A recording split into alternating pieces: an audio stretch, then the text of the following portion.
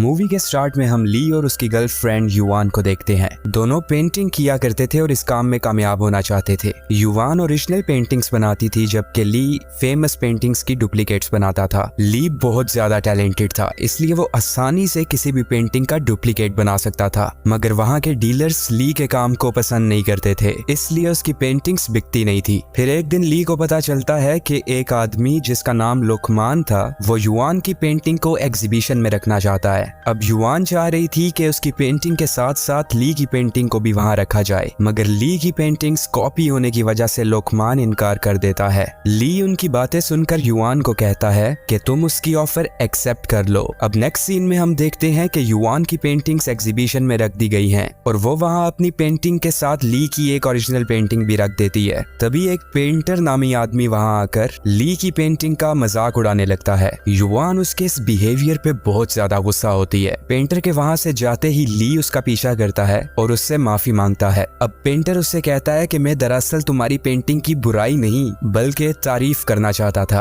क्योंकि ओरिजिनल और महंगी पेंटिंग्स को सही से कॉपी करके उनका रेप्लिका बनाना भी एक आर्ट है, और जो कॉपी तुमने बनाई है वो तो ओरिजिनल से भी ज्यादा अच्छी लग रही है। वो ली को एक रेस्टोरेंट में लेकर जाता है और उसे बोलता है कि तुम एक बेहतरीन कलाकार हो, तुम्हारा टैलेंट बहुत ज्यादा यूनिक है। फिर वो उसे एक जॉब की ऑफर देता है और वहां से चला जाता है। इसके बाद ली एग्जीबिशन हॉल में वापस आता है और अपनी पेंटिंग को जला देता है, क्योंकि वो सोचने लगा था कि अब वो सिर्फ रेप्लिका पेंटिंग्स बनाया करेगा। फिर ली पेंटर से मिलता है और उसे कहता है कि मैं तुम्हारी जॉब के लिए तैयार हूँ। अब पेंटर उसे बताता है कि मैं तुमसे कोई फेक पेंटिंग नहीं बनवाऊंगा, बल्कि तुम्हें बनाने होंगे फेक करेंसी नोट्स। फिर वो ली को बताता है कि मेरी 3 जनरेशंस फेक करेंसी बनाती आई हैं, वो भी कभी जेल जाए बगैर। वो उसे कहता है कि तुम्हें आगे बढ़ने के लिए लाइफ में रिस्क तो लेना ही होगा, और अगर तुम्हारे टैलेंट को ये काम रास आ गया तो तुम रातों रात करोड़ों में खेलने लगोगे, बस तुम्हें ये क्राइम सही तरीके और समझदारी से करना होगा।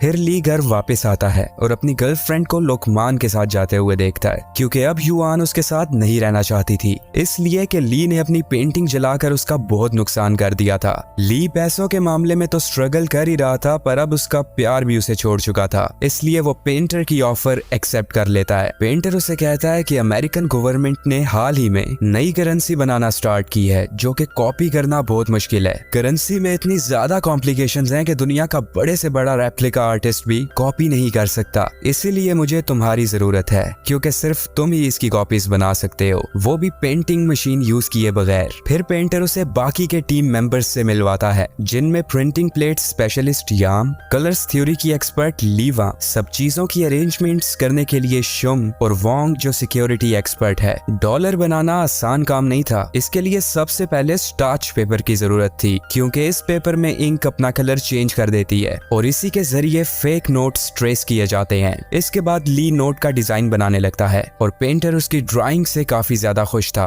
लेकिन अब उनको नोट के बीचों बीच वाटरमार्क लगाना था, जो कि एक मुश्किल काम था। इसके लिए पेंटर उसे कहता है कि जैसे पुराने चाइनीज पेंटर्स अपनी पेंटिंग की 3 लेयर्स बनाते थे, बिल्कुल वैसे ही हम भी अपने करेंसी नोट्स की लेयर्स बनाएंगे और सेंटर वाली लेयर में हम वाटरमार्क को रख देंगे। इसके बाद हम देखते हैं कि नोट की फर्स्ट कॉपी तैयार हो चुकी है, लेकिन इस कॉपी के लोगों में ओरिजिनल नोट की तरह मोर इफेक्ट की जरूरत थी, मतलब कि एक एंगल से लोगों का गोल्डन और दूसरे से ग्रीन दिखना। अब इसके लिए कलर शिफ्टिंग इंक की जरूरत थी, जो कि मार्केट में नहीं मिलती। इसके बाद प्रिंटिंग मशीन खरीदने के लिए वो सब ईस्टर्न यूरोप जाते हैं। वहाँ सेकेंड हैंड चीजों की बहुत बड़ी स्क्रैप मार्केट थी और वो लोग $5000 में प्रिंटिंग मशीन खरीद लेते हैं। पेंटर ली को कहता है कि गवर्नमेंट करेंसी नोट्स बनाने में जो स्टार्च पेपर बच जाता है वो उसे टेलीफोन डायरेक्टरीज में यूज करती है, और फिर वो लोग डायरेक्टरी बनाने वाले से स्टार्च पेपर खरीदते हैं, लेकिन कलर शिफ्टिंग इंक अभी भी उनके पास नहीं थी, और इसके लिए पेंटर अपनी टीम के साथ ओरिजिनल करेंसी नोट्स के लिए गवर्नमेंट की जाने वाली इंक डिलीवरी पर अटैक कर देता है। ली भी उनके साथ ही था, और जब वो इंक को ट्रक से निकाल रहा था तो अंदर छुपा हुआ सिक्योरिटी गार्ड उस पे गोली जलाने लगता है, मगर उसके ऐसा करने से पहले ही पेंटर ली को बचा लेता है और फिर गार्ड्स के साथ साथ उस ट्रक को भी बॉम्ब से उड़ा देता है। पेंटर के ऐसा करने से ली उदास हो जाता है, क्योंकि उसने उन गार्ड्स की जान ले ली थी। दूसरी तरफ हम कैनेडियन इंटेलिजेंस को देखते हैं, जो कि हांगकांग के एक ऑफिसर विंग को जाली नोट्स की रोक के लिए अपॉइंट करती है, क्योंकि उनको मार्केट में चलने वाली फेक करेंसी की खबर मिल चुकी थी। और फिर पेंटर और उसकी team colour shifting ink use करके फाइनल नोट्स बनाने में लग जाते हैं, और फिर जो नोट्स बनते हैं हैं वो ओरिजिनल से भी ज्यादा ओरिजिनल लग रहे थे। अब ये बात उन सब के लिए बहुत खुशी की थी, मगर ली का मूड अभी भी ऑफ था। वो पेंटर से पूछता है कि जब ये इंक खत्म हो जाएगी तो क्या तुम और इंक के लिए फिर से लोगों की जान लोगे? और फिर वो कहता है कि ये काम खत्म होने पर मैं तुम सबको छोड़ के चला जाऊंगा। पेंटर उसकी इस बात से गुस्सा होता है, मगर फिर वो ली को काम पूरा होने पर जाने की इजाजत दे देता है। इसके बाद इस करेंसी को बहुत से बैग्स में भर के अलग अलग जगहों पर फेक नोट्स के क्लाइंट्स को दे दिया जाता है। फिर एक दिन ली कलर शिफ्टिंग इंक का एक जुगाड़ निकाल लेता है। वो उसे एक कार दिखाता है जिसके पेंट में कलर शिफ्टिंग इंक यूज की गई थी, और फिर ली उस पेंट से इंक को एक्सट्रैक्ट करने के काम में लग जाता है। दूसरी तरफ पेंटर अपने सबसे पुराने क्लाइंट जनरल से मीटिंग करने जाता है। जनरल का खास बंदा उन फेक नोट्स को अपनी एक एक्सपर्ट चिंग से एग्जामिन करवाता है। तभी अचानक ली वहां आ जाता है और उसका चिंग से आमना सामना होता है। ली वहां इसलिए आया था क्योंकि उसने कलर शिफ्टिंग इंक बना ली थी और वो ये न्यूज पेंटर को सुनाना चाहता था। पेंटर ली की इस अचीवमेंट पे बहुत खुश होता है और उससे अपने साथ जनरल से मिलवाने ले जाता है। पेंटर यहाँ जनरल से कोई डील करने नहीं आया था, बल्कि उसके दिल में कई साल पुराना बदला था, क्योंकि बहुत साल पहले जनरल ने पेंटर के फादर को मारने की कोशिश की थी। अब पेंटर वहाँ अपनी जैकेट ओपन करता है और उसकी बॉडी पे बॉम्ब्स लगे हुए थे और इन बॉम्ब्स का रिमोट ली के पास था। जनरल का आदमी पेंटर के सर पे गन पॉइंट कर देता है और उसे ये बात पता थी कि पेंटर नहीं बल्कि ली इन फेक नोट्स का असल क्रिएटर है। पेंटर ली को इशारा करता है और उसके रिमोट फेंकते ही बाहर खड़ी गाड़ी में ब्लास्ट होता है। अब पेंटर और जनरल के लोगों में फाइट होने लगती है। वहाँ पेंटर को जनरल के आदमी घेर लेते हैं, मगर तभी थोड़ी दूरी से पेंटर का एक आदमी इस घर पे रॉकेट फायर करता है और फिर पेंटर के और भी आदमी वहाँ आकर जनरल के लोगों पर रॉकेट्स फायर करने लगते हैं। इस सब गोलाबारी में चिंग जल गई थी और ली उसे उठाकर वहाँ से ले जाता है और पेंटर जनरल को मार देता है। इसके बाद ली चिंग के जले हुए फेस पे प्लास्टिक सर्जरी करवाता है और उसे अपनी एक्स गर्लफ्रेंड युआन का नाम देता है। फिर कुछ वक्त बाद ली, चिंग और पेंटर युआन की एग्जीबिशन में आते हैं। वो अभी भी उससे प्यार करता था और उसे अपनी लाइफ में वापस लाना चाहता था, मगर वहाँ वो देखता है कि युआन तो अब लुकमान की गर्लफ्रेंड है और उसके साथ रिलेशनशिप में है। पेंटर उसे कहता है कि तुम्हें अपने प्यार को पाने के लिए लड़ना चाहिए, मगर ली वहाँ से चला जाता है। वहीं दूसरी तरफ ऑफिसर विंग जाली नोट्स का क्लाइंट बन के पेंटर को पकड़ना चाह रहा था। उसके साथ एक को ऑफिसर हो भी थी। विंग पेंटर के दो आदमियों शुम और वोंग से मिलता है, लेकिन विंग पेंटर के लिए एक न्यू क्लाइंट था, इसलिए वो कोई रिस्क लेने से पहले उसके बारे में पता करता है। फिर उसे पता चलता है कि याम ने उनके बनाए जाली नोट से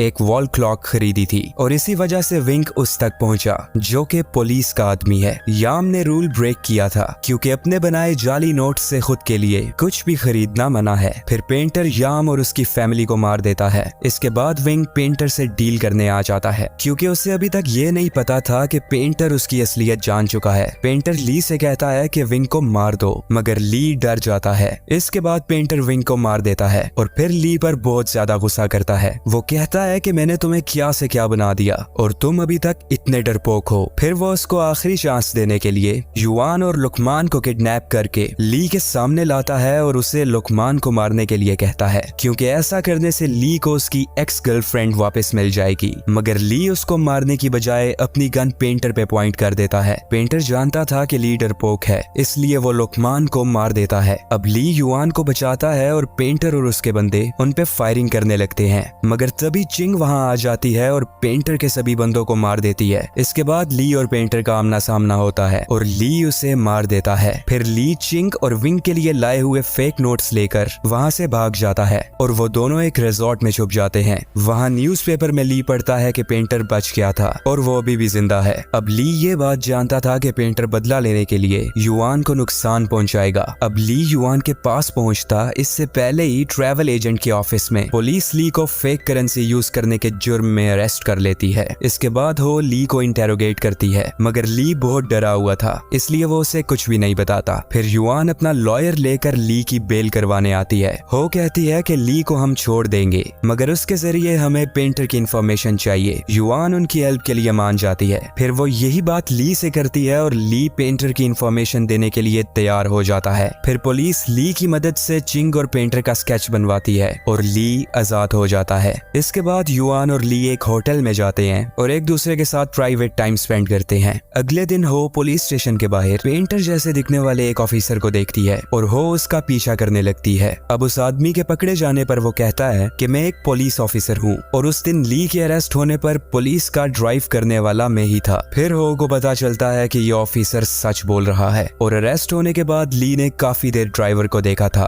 और फिर पेंटर की जगह उसी ड्राइवर का स्केच बना दिया था। फिर हम एक फ्लैशबैक देखते हैं जिसमें हमें पता चलता है कि पेंटर नाम का कोई आदमी दुनिया में है ही नहीं और इस सारी गेम का मास्टरमाइंड ली खुद है। उसने खुद का रोल उस पेंटर को दिया था जो दुनिया में एग्जिस्ट ही नहीं करता था और ली ने ही अयाम और उसकी फैमिली के साथ साथ सबको मारा था और पेंटर तो बस एक फिक्शनल कैरेक्टर था ताकि ली खुद सेफ रह सके। जब हो रिजॉर्ट पहुंचती है तो ली युआन के साथ वहां से भाग चुका था और फिर हो को यह भी पता चलता है कि जो युआन ली की बेल करवाने आई थी वो रियल युआन नहीं थी, क्योंकि रियल युआन तो अभी भी अपनी लाइफ में पेंटिंग्स बनाने में मसरूफ थी और ली के साथ जो युआन थी वो एक्चुअली चिंग थी, क्योंकि ली ने उसकी फेस सर्जरी के साथ साथ आइडेंटिटी भी चेंज कर दी थी। और जब चिंग ने उस दिन एग्जीबिशन में युआन को देखा था तो वो समझ चुकी थी कि ली उसकी जगह युआन से प्यार करता है और फिर उसी ने लुकमान और युआन को किडनैप किया था और फिर उसने ली से डिमांड की थी कि वो युआन को मार दे। इसी वजह से उस दिन ली के बंदों और युआन के लोगों में गन फाइट हुई थी और फिर चिंग वहां से भाग गई थी। इसके बाद उसने ली की बेल भी इसीलिए करवाई थी क्योंकि वो ली से बदला लेना चाहती थी। ली की सोच थी कि जिस चीज को तुम चाहते हो वो अगर तुम हासिल ना कर सको तो किसी और चीज को खरीद के